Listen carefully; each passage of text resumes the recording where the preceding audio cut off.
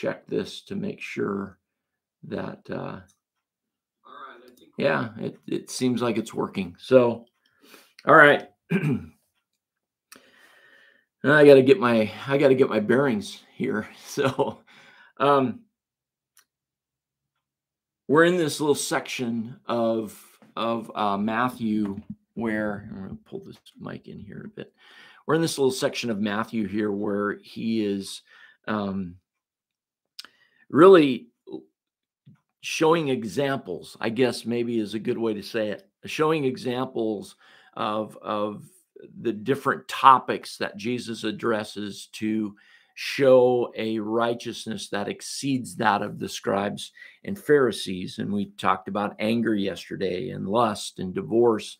And today we're going to get into some other areas. And so verse 33, he says, again, you've heard that it was said. So this repeating this pattern, and this pattern will be repeated here throughout this little section here to the end of chapter 5.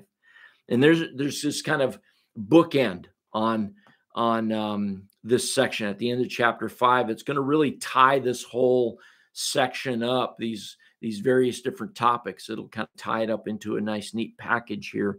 So he says, again, you've heard it said that it was to those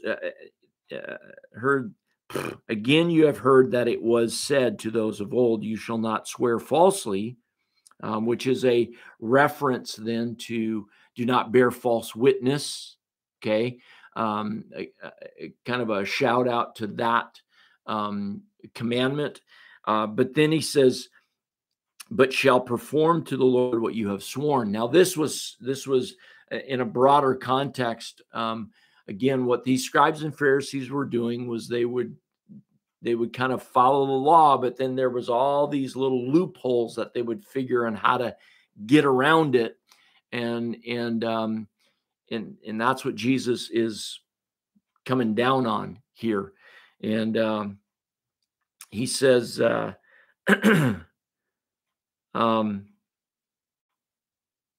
yeah, but you shall perform to the Lord what you have sworn. So what they would do is they would make these oaths, and we're going to see here that they'd make these oaths, and they would say, well, we're not going to swear by God. Okay, because then they felt like they had to carry through on that oath if they swore to God. So what they started to do here is, he says, but I say to you, do not take an oath at all. Just don't even do it, because of what you're doing. He says, either by heaven. So they would not swear by God, but they would say, I swear by heaven, or they would swear by earth, or by Jerusalem, or by our own head. And Jesus is saying, don't take an oath at all, either by heaven, for it is the throne of God. It's linked to God. So in a sense, you're still swearing by God, or by earth, for it is his footstool, again, linked to God, or by Jerusalem, for it is the city of the great king, again, linked to God. And do not take an oath by your head, for you cannot make one hair white or black. You are God's creation. You are made in his image. And again, so there's a link to God. So by trying to sidestep all of this stuff, by trying to lessen your oath, you're still desecrating the name of God by not carrying through. And so they would say, well, it was a lesser oath because it was by heaven or by earth or by Jerusalem or by God's throne. And so therefore I can not keep it and be okay. Jesus says, don't even take it. Just let your yes be yes. And if it's yes, then let it be yes.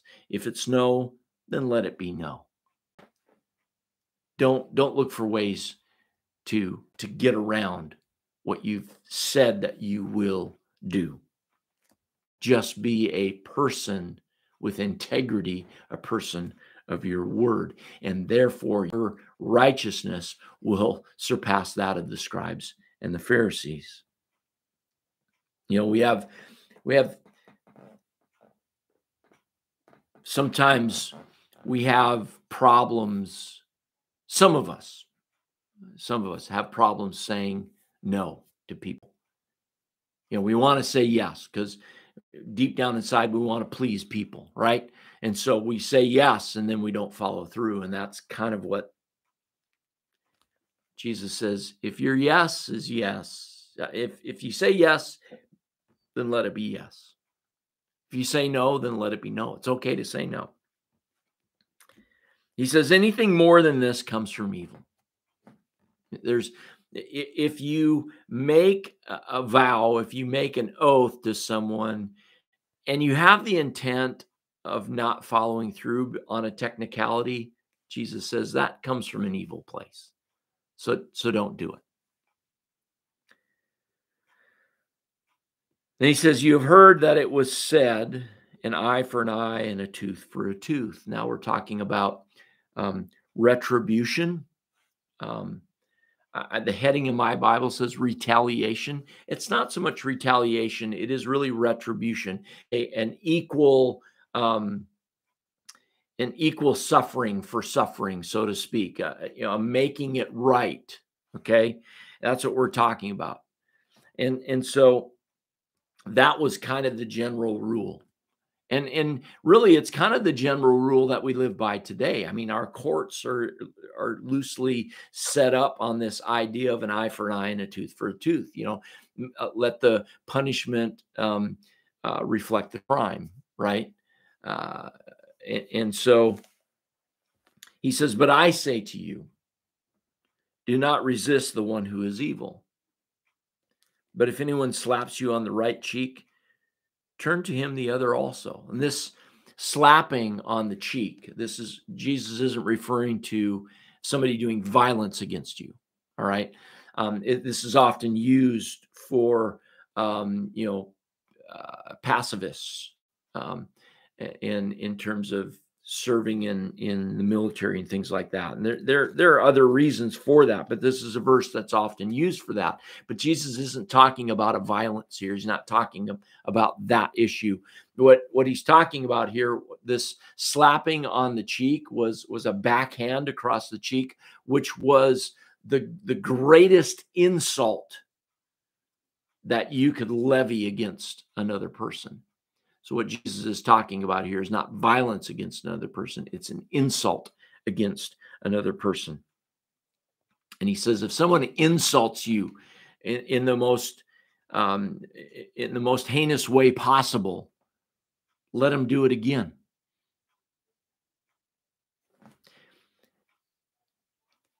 If anyone would sue you and take your tunic, let him have your cloak as well. Couple different things. Well, three different things. Let me finish out. And if anyone forces you to go 1 mile, go with him 2 miles. Give to the one who begs from you and do not refuse the one who would borrow from you. What Jesus seems to be saying here is he's saying, listen, hold on loosely to your personal rights.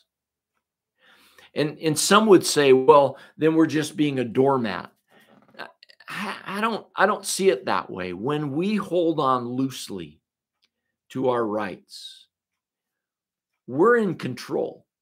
We can choose to turn the other cheek. We can choose to give our cloak as well. We can choose to go the extra mile. We can choose to give to the one who begs. We can choose to borrow and be taken advantage of in every one of those situations. We can choose to say, you know what? I know I'm probably going to be taken advantage of here, but I'm okay with that. I'm going to be bigger than all of this. I'm not going to demand retribution. I'm not going to demand and stand up for my rights. I'm going to be bigger than that. And why? Well, we get that now, as Jesus says, you have heard that it was said, you shall love your neighbor and hate your enemy. So these are closely related. All of these are kind of closely related. But I say to you, love your enemies and pray for those who persecute you. So when you pray for your enemy, Jesus isn't saying, hey, pray that your enemy, ill would come to your enemy. That's not what he's saying. Jesus is saying, pray for your enemy in such a way that you pray God's blessing on them. Pray for those who persecute you.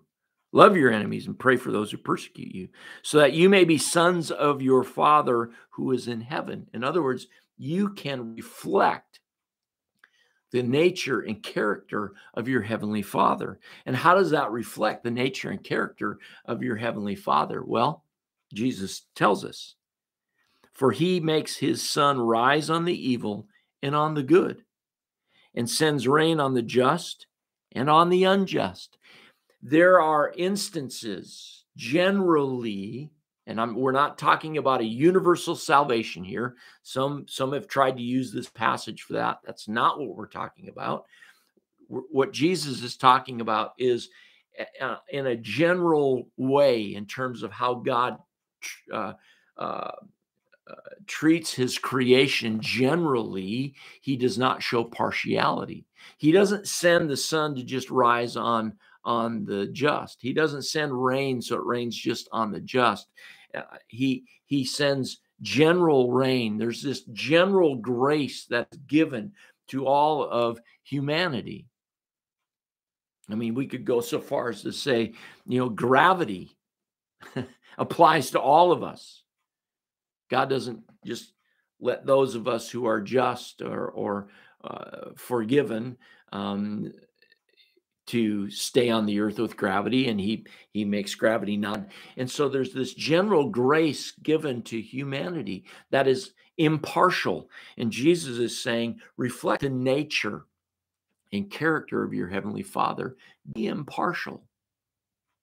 He says, for if you love those who love you, what reward do you have? Do not even the tax collectors do the same? And if you greet only your brothers, and by brothers, Jesus is referring to, for them, it would have been fellow Jews. For us, it's fellow Christians, right? If you greet only your fellow Christians, what more are you doing than others? Do not even the Gentiles do the same? So God does not show partiality. And so why should we reflect the nature of God? I think Jesus is saying, not in so many words, but he's saying, listen, remember that while you were yet enemies, I died for you. At one time, we were enemies of God, right? Yet we were the ungodly. And so when we begin to show partiality towards others based upon just or unjust, we do not reflect the character and the nature of our Heavenly Father, who doesn't show that kind of impartiality. So that's why Jesus says, love your enemies and pray for those who persecute you. Be different. Reflect the nature and character of your Heavenly Father, because that is how he treated you. So treat others in that same way. And here's the bookend. This is the how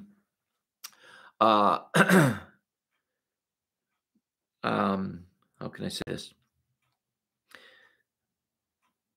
This is the explanation, so to speak, of a righteousness that exceeds that of the scribes and Pharisees. Verse 48, you therefore must be perfect as your heavenly Father is perfect. Now, is Jesus, again, giving us this kind of legalistic rule? No. Let me maybe paraphrase it in this way. A righteousness that exceeds that of the scribes and Pharisees is a righteousness that reflects the character and priorities and the nature of God. That is a heart thing. that is it's a heart issue, not a head, not a rule issue. It's a heart issue. And so we can treat others differently because we've been treated differently by God. And all of these areas, whether it's anger, lust, divorce, oaths, retribution, loving our enemies, all of these things really boil down to how we treat others. And how we treat others, we ought to treat others the way God treats us, the way God treated us. We pass that on. Why? Because we reflect the nature in a way that is going to create a stir, in a way that is going to make an impact in the world around us. So there's so much more in this whole section of, kind of lens on to say these are areas where Jesus is talking about our righteousness exceeding that of the scribes and Pharisees. And he's going to continue on as we get into chapter 6. So he's going to continue on and talk more about righteousness and this kind of thing. But this is like a little subsection within the Sermon on the Mount as Matthew records it. And so it's just an interesting study and would, again, encourage you in that. So again, I'm hoping that this has recorded. It seems like it's working more like normal. So we'll see. Hopefully it did. If not, hope this all works again tomorrow. All right. So until then, God bless, be well, and be safe.